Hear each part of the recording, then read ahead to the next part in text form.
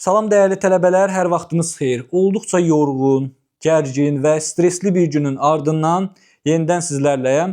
Bu videoda bugünkü qəbul imtahanının səviyyəsi barəsində, tələbələrin nəticəsi barəsində danışmaq istəyirəm.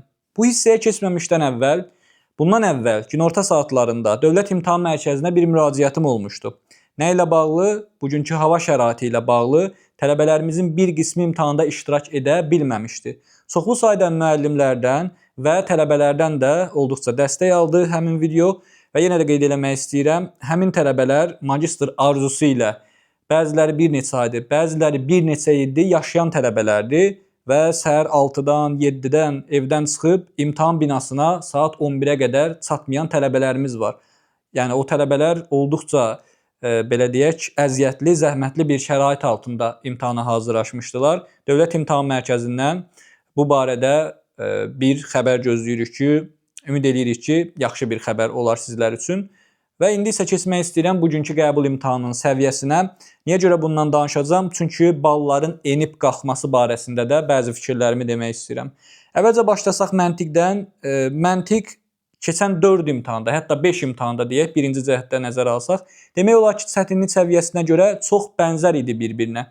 Birinci imtahana nəzərən ikinci imtahanda fərqli sualların sayı daha çox idi. Ən azından mən gördüyüm qədər belə idi. Amma olduqca çətin sualların sayı elə birinci turdakı qədər idi. Mənə elə gəlir ki, məntiqdən tələbələrin əksəriyyəti və tələbələrlə də söhbət eləmişəm, onlarla tələbə ilə artıq söhbət elədim. Başa düşdüm ki, tələbələrin balı elə birinci cəhd balına çox yaxın idi. Yəni 35 toplayan 38 toplamışdı və ya 36 birinci cəhdə yığan 39 toplamışdı. Nəticələr bir-birinə çox yaxın idi. Təbii ki, nadir tələbələr də məntiqdən öz ballarını aşağı salmışdı. Əlbəttə bu da deməli olası bir şeydir. Məntiqdən ümumi baxanda informatikaya nəzərən daha çətin idi məntiq. İndi informatikaya keçid alsam, məntiqdən çünki artıq, bir də məntiqdən nəyə qeyd eləmək istəyirəm? Təkrar sualları. Baxın, bu imtahanda da təkrar suallar var idi. Sizlər də yəqin gördünüz, blok suallardan biri, cədvəl sualı deyək, o sual daha əvvəl qəbul imtahanlarına düşmüşdü. 2024-cü ilin ikinci cəhdində qəbul imtahanına düşmüşdü. Bundan əlavə, analogiyalardan bir neçəsi daha əvvəl qəbul sualları arasında var idi. Bundan əlavə birinci turda olan qatlama sualının demək olar ki, görüntü etibarilə birəbir eynisi bu dəfə təkrar düşmüşdü və sizləri yora biləcək suallar da yəqin ki görmüşdünüz. Biraz riyazi yönümlü suallar, deyərdim ki, bir neçəsi tələbələri daha çox yormuşdu ki, bu hər qəbul imtahanında demək olar ki, belə olur. Yəni məntiqdən ümumi nəticə məncə birinci imtahana baxanda nisbətən də olsa, cüzi qədər də fərq olsa, tələbələrin əksəriyyətində yaxşı idi. Yenə deyirəm, bəzi tələbələr var ki, nəticəsini aşağı salmışdı. Bu da olası bir şeydir. İnformatikaya gəldikdə, mən 3 fənni bir yerdə tələbələrdən soruşanda ən rahat bu imtahanda tələbələr üçün informatika fənni olmuşdu. Ola bilər ki, siz çoxlu sayda sual işləmisiniz, sınaq işləmisiniz. Bu sizə yaxşı bir təsir edib. Həqiqətən də bu imtahanda 20-dən yuxarı informatika yazan tələbələrin sayı daha çox idi. Baxmayaraq ki, informatikadan da çox maraqlı suallar var idi. Həqiqətən də bu informatika mənim son illərdə bəyəndiyim ən yaxşı, belə deyək, qəbul imtahanı oldu ki, informatika sualları, doğrudan da bəzi suallar var ki, maraqlı suallar idi.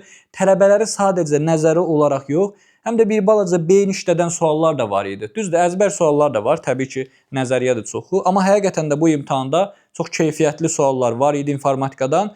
Buna rəğmən demək ki, yaxşı hazırlaşanda tələbələr istədiyi balı yığa bilir. 3 fənn arasında yenə deyirəm, ən belə deyək, xoşa gələn informatika olmuş oldu.